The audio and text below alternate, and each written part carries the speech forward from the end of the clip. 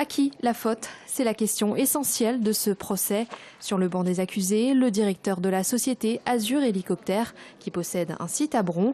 Ce matin, des vidéos de son employé, 23 ans, décédé lui aussi dans l'accident, ont été diffusées.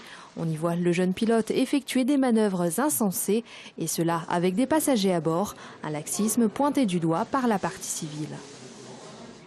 Si le directeur de vol avait été là, ne serait-ce qu'au départ et à l'arrivée de l'hélicoptère, il aurait vu ces manœuvres totalement insolites et impardonnables et on aurait tout arrêté. Autrement dit, le drame de cette chronique annoncée par l'ensemble des baptêmes de l'air précédents ne serait certainement pas arrivé.